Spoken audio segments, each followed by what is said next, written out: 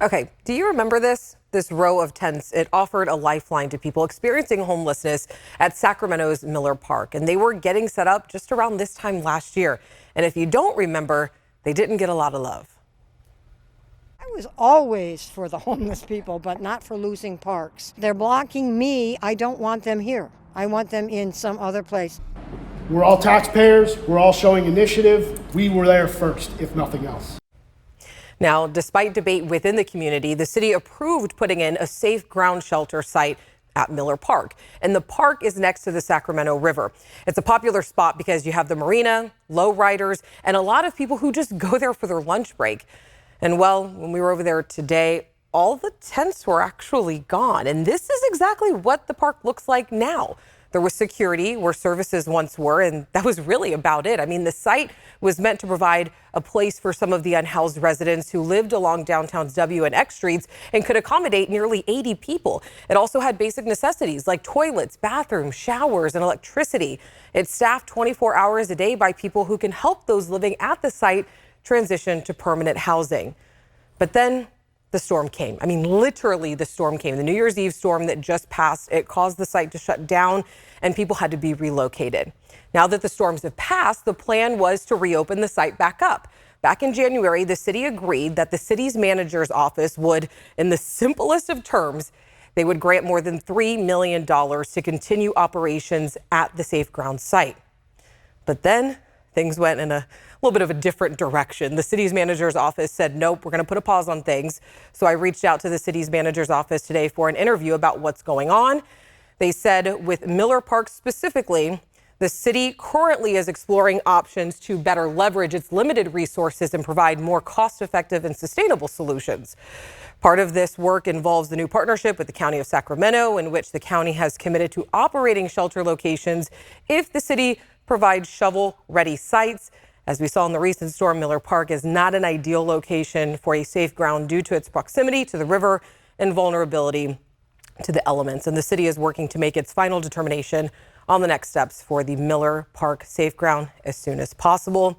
I also contacted Councilmember Katie Valenzuela's office since this site is in her district. I'll be sitting down with her tomorrow for an interview, but her office pretty much said that this was unprecedented since City Council already had clear direction to move forward on reopening that Safe Ground site. So this really does beg the question, does the city manager's office have the approval to override a decision that was already agreed upon by City Council? Well, I wish I had the answer to that. We don't know. Again, we are sitting down with the council member tomorrow. But for now, this is what we do know. There's still more than 9,000 people in Sacramento County experiencing homelessness, and solutions, they cannot come fast enough. All right, multiple location organizations spent the weekend gathering supplies to help the victims of the deadly earthquakes in Turkey and Syria. The death toll has risen to now more than 37,000 people, and as rescue effort turns to recovery, a humanitarian crisis is developing. There is a cholera outbreak in Syria, and an estimated 5 million people are now homeless in Syria alone. Turkey's foreign ministers announced today that the country will open a second border crossing into Syria to allow more aid to flow across the disaster front. In California, Los Angeles County's urban search and rescue team has been deployed to help. That makes Sacramento Fire the next to deploy if needed for any international disasters or any disaster within our region. So our Devin Truby spoke with the team about their unique skill set and the rescue that's underway. Sacramento Fire is just one of 28 FEMA urban search and rescue teams. They've been responding to incidents dating back to 1992. They went to Haiti for the earthquake, all major hurricanes like Katrina, Irma, Harvey, and 9/11, which happened just after Assistant Chief Patrick Castamagna signed up.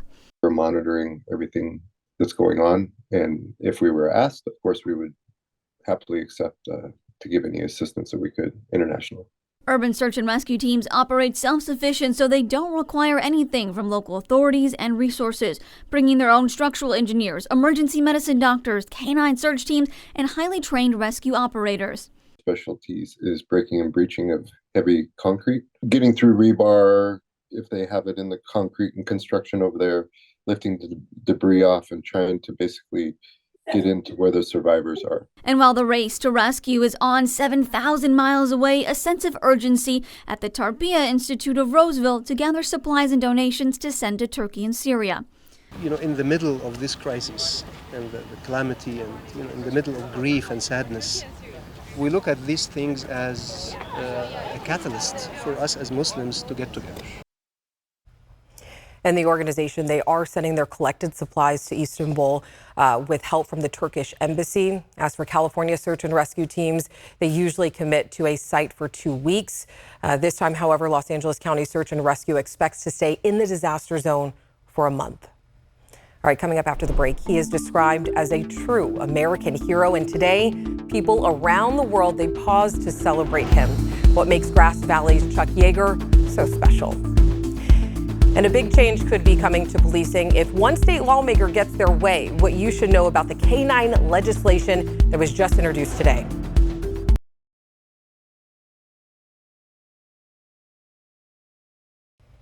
Chuck Yeager. Many of you know his name as the man who broke the sound barrier. In other words, he was the first person to fly faster than the speed of sound. And that was back in 1947 when Yeager was just 24 years old. And today would have been his 100th birthday. I want to go ahead and bring in Becca because this was a big deal. It was huge. Yeah, it was so exciting. I mean, what some of our viewers may know is Chuck Yeager retired to Nevada County right here in our area. He lived in Cedar Ridge just outside Grass Valley for decades.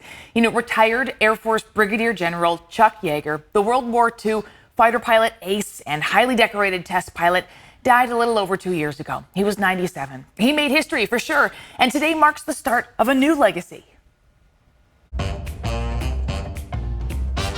What would have been Chuck Yeager's 100th birthday marks the inaugural International Great General Chuck Yeager Fly-In, with people all over the world celebrating Yeager's contributions to the industry. Growing up as a kid, I always knew about Chuck Yeager. Sacramento area pilot Chris Reeder marked the day at McClellan Park alongside some colorful P-51 Mustangs, the plane Yeager flew in combat. Chuck Yeager's main claim to fame is breaking the sound barrier in 1947, which is incredibly special. But before that, he was a very decorated war hero. He's the real Top Gun. He's the original Maverick. That's Yeager's wife, Victoria Yeager, calling into the Sacramento celebration from Charleston, West Virginia, where she marked the day at and above Yeager Airport. She explained how Yeager ended up living in Nevada County thanks to his first wife, Glennis, who died of ovarian cancer in 1990. He met Glennis in Oroville in 1943 when he was stationed at the Oroville Air Base there. And so when General Yeager retired in 1975, Glennis got to pick where they lived. They moved to Grass Valley, and that's where they lived until about 2018. She passed away in 1990. I met him in 2000, and then we moved to Fort Worth, Texas, although we kept coming back to California. With the start of this tradition, organizers hope the International Great General Chuck Yeager Fly-In every year on the famous pilot's birthday will inspire the next generation. Okay, so I have to tell you, I'm so excited to have done this story because years ago when I first started at ABC 10, I was interviewing a restaurant owner locally, and he said, yeah, you know, sometimes Chuck Yeager comes in here for a meal. And I thought, what? The Chuck Yeager lives in the Sacramento area? So when I learned it was this Chuck Yeager celebration today, the 100th birth anniversary, I said, I want to do You jumped all over this. Yes. Yes. Now, if people do want to celebrate and be a part of this, I mean, how can they do that? Yeah, so organizers say you can celebrate Chuck Yeager's birthday with a tribute on social media. They ask people to use the hashtag #GreatChuckYeagerFlyIn, and we're going to participate here. Let's take we're going to take a picture. TV selfie. Ready? Great. Okay, I'm going to post this on social media at Becca Reports, and we'll talk about this story that we told and how you can share it at home. All right, Becca, thank you so much as always. All right, coming up after the break, much of what we know about the Black Panther Party surrounds men, but it turns out at one point, most of the Black Panthers were women. After the break, we go inside the mural project, shedding a light on the other side of history.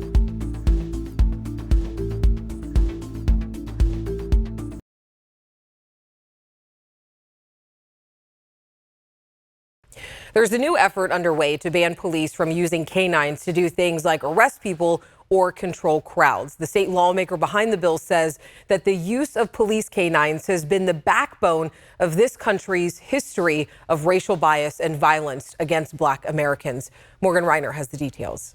Newly elected Assemblymember Corey Jackson said police canines were first used by slave catchers and are a violent carryover from America's dark past. And that is a vicious and unforgiving part of our history that has created nightmares, that has institutionalized and created generational trauma. It's why he wants to ban police from using them for arrest, apprehension, or any form of crowd control. He cited data from the California Department of Justice that shows nearly 2/3 of people injured by canines are Black or Latino. Many of these bites can create lifelong injuries. So let's make this clear. Lifelong injuries before you're proven guilty. Republican Assemblymember Tom Lackey was with the California Highway Patrol for 28 years. Canines have a very unique function in that they're there to provide another less lethal use of force when you have a resistive or combative suspect or circumstances that require a less lethal intervention. I asked Assemblymember Jackson to respond to that. There's even more safer ways than canines, right? And the idea is this: you're almost guaranteed to hurt someone by using a canine. This is before you have been proven to be guilty. Lackey also says the bill is confusing. The bill still allows canines to detect narcotics, but what if that detection leads to an arrest? Can the canine be used? One of the points of confusion, but there are going to be other points of confusion because it's simply just not a good idea. And here are some of the other stories that people are talking about today. In the wake of Sacramento native Tyree Nichols' death at the hands of Memphis police, California lawmakers are introducing a new bill to limit traffic stops for low-level violations. Nichols was pulled over for allegedly driving recklessly, though that remains under investigation. The author of the amendment to Senate Bill 50, Senator Stephen Bradford, says that pulling people over for petty violations cause distrust in law enforcement and can lead to some deadly consequences. An infamous underpass in Marysville, it strikes again. Union Pacific is now inspecting this railroad structure along Highway 70 after it was struck by a big rig, and the big rig, like many others in the past, have been struck there before. And the employees at Pete's Coffee and Tea in Davis recently voted to become the first of the chain's locations to unionize. ABC 10 spoke with a barista who emphasized the location's lack of staffing and how it affected workers. The employees now must elect a team of representatives and negotiate a contract with Pete's Coffee management. When you look at historic pictures of the Black Panther Party, you often see men holding guns and wearing militant clothing, but there's another set of pictures that portray another side of the Panther. John Bartel tells us the story of women in the Black Panther Party. In the fall of 1966, a group of young students from Oakland, California started the Black Panther Party for Self-Defense. The group's mission was to defend the rights of minorities, wronged by police, wronged by the government, and wronged by society. But when you search for images of the Black Panther Party, this is what you'll see. Black men with guns, black men parading on the streets, and black men with fists of anger. This image was used to convince the country that these people were dangerous. Because what would have happened if they showed you this image instead? An image captures a moment in time, and it's up to the photographer to choose what moment is captured.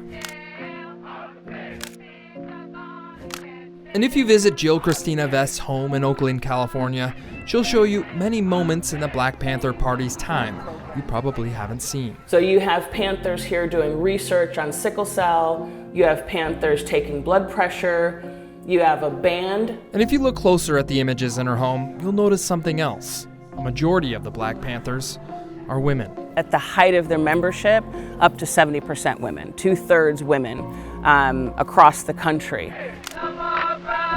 Jill Christina Vest is the founder of the West Oakland Mural Project, an organization and museum that she runs from the first floor of her home. This is the only monument in the world that honors and acknowledges the women of the Black Panther Party. It's true that the Black Panther Party carried guns and stood up to abusive and racist police, but it's also true that the Black Panthers created many community-run assistance programs that still exist today. Today in Oakland and across the country, there's food co-ops, there's free clinics, there's the Emeryville shuttle, right? It's free. That's legacy of the Black Panther Party. These are images of the Black Panther Party that most of us don't see.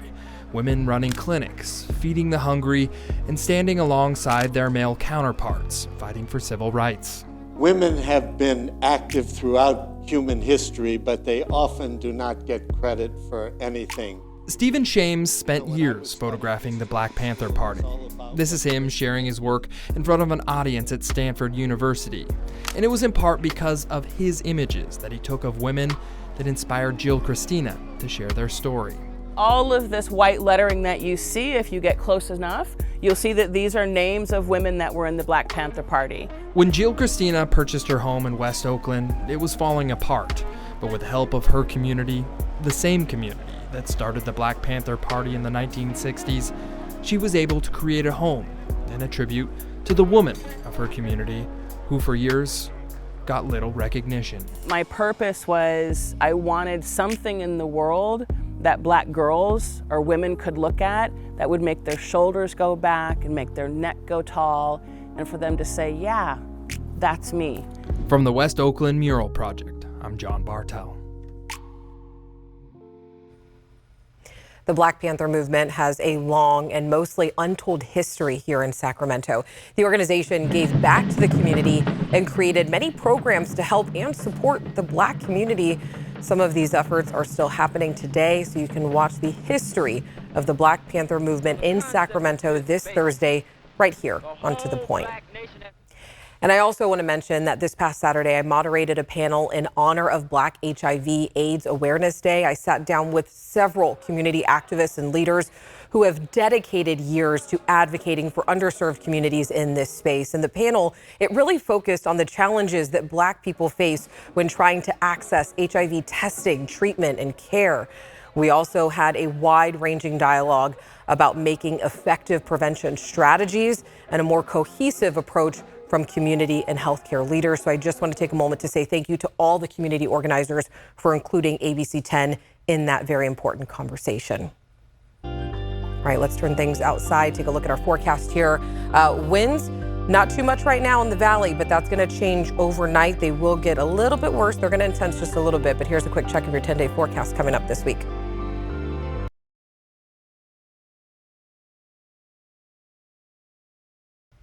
A Sacramento teen has her sights set on Olympic gold, and it is no pipe dream. She won silver and bronze in Austria and is now South Korea bound for the World Championship in bobsledding. Mark S. Allen has got the story. That's 15-year-old St. Francis student Emily Bradley. Less than 1 year ago in Lake Placid, she broke a 21-year-old record, becoming the fastest youth bobsledder in the nation. Last week in Austria, she competed in 2 of 3 qualifiers for the 2024 Olympics and on her way now to Korea for number 3. Most experts say she's a lock. Emily Bradley. Woo! So I can only imagine what it's like to be you right now. In addition to all the training, all of this travel, how are you holding up? It's a lot, but I'm just keeping up, keeping positive. The moment we got back from Austria, I started my sprinting and my lifting and, keeping all fit and ready. I watched you training and I saw a lot of what looks like track and field, and I'm thinking, why does a bobsledder need that? And I forgot, you got to push that thing out of the gate.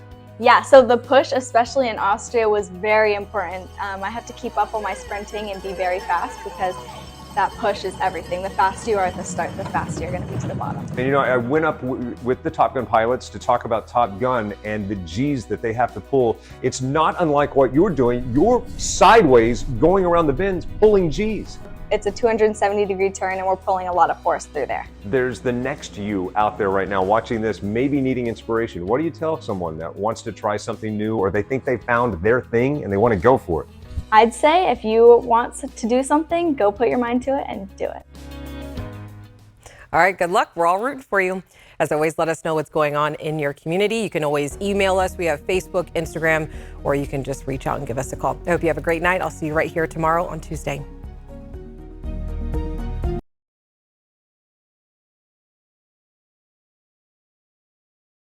Hey, it's Alex. Just wanted to say thank you so much for watching.